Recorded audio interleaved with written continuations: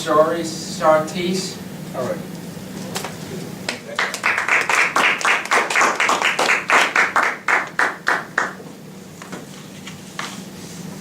Got this chair, my fellow Toastmasters. For me, a journey is not the place I've been, but it is a place I'm heading to. The future, and that's what the journey is. I was given an opportunity to get on a plane and travel 8,193 miles to another country. For a long time I've been told that I need to get focused when I was younger. Get a little focus to do what you want to do. When I boarded that flight, I got that focus. A journey of 1,000 miles starts with a step. It started with a step on an airplane stairs.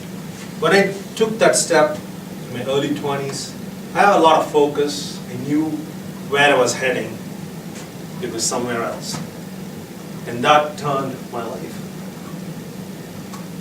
So what do I do when I travel? I used to think, like, when I was younger, I want to travel to Europe. Growing up in India, of course, so I want to travel to Americas. I want to travel far and wide. But then I realized that it is not where you've been, it is the people you meet. Every one of those people you meet spend a few of their precious moments with you, and you spend some of your lifetime with them. And that is the experience that affects you the most. If I have to draw a portrait of my life, all the people who I've met on my travels and everyday life form the brushstrokes of that painting. Some are subtle, some are really bold, but all that makes this painting that is my portrait of my life. And when I look at that painting, every brushstroke is a story. Some are rather vivid, some are really rich, and some are profound. Some have affected me, some have given me more emotions than I was possible to handle.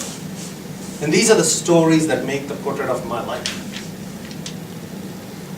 When I was younger, I led a very self-centric life where everything around me, I looked at my reflection of myself. So my family, my siblings, and they all looked the same, we all ate the same food, so my stories were a little bland.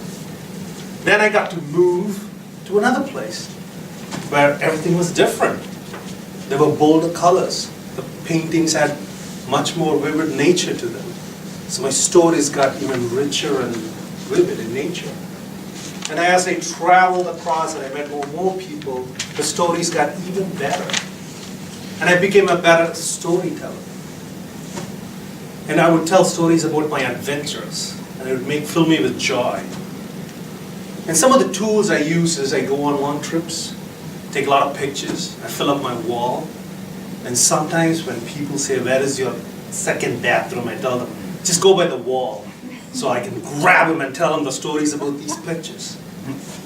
People are afraid to go near the wall of pictures, because there are rather strange pictures that each tell a story. A really rich story, in my mind. And then 10 years later, I get to repeat some of these stories when I see the picture, and I wonder, maybe it didn't go the way I thought it went.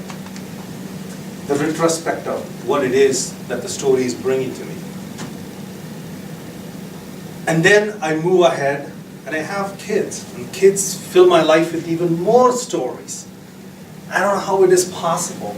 And they grow so fast that the stories are even shorter. Like, I have so much short time to make a wonderful story. I'm under the pressure now. You're on the cooker, your kids are growing every day, and I'm like, I have to make stories that are richer and vivid, because the next year he's grown more, and he's having his own stories. So I have to make better stories. And as they grow, and the same thing happens when I did not have a lot of pets. So when I got my first dog, and then I got my second pet, then you realize that they leave a lifetime of experience in such a short amount of time that when I tell a story or a picture with one of my pets, I'm even more pressured to tell a better story. Because somebody asked, "What's that in the picture? Is that a guinea pig?" I said, "Yes." And I tell a better story because somebody's asking me about my pet, which lived for so short a period of time, that I want to make an even richer story, a wonderful story that she's honored. And everybody feels the same connection, a part of a little bit of my connection.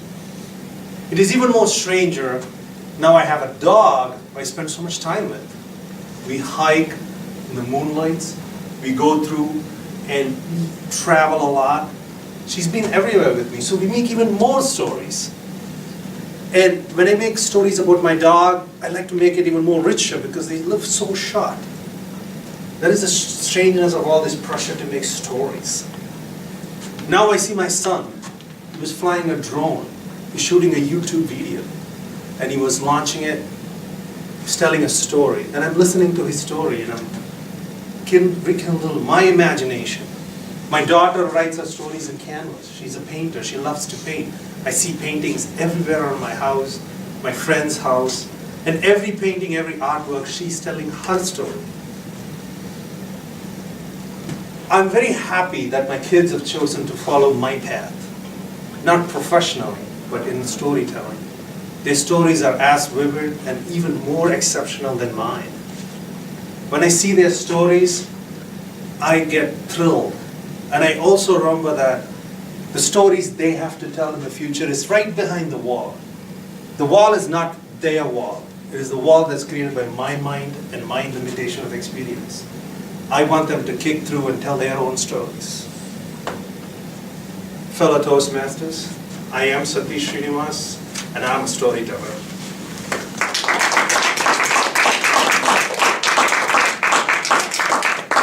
We need to give a minute for the judges to mark the ballots.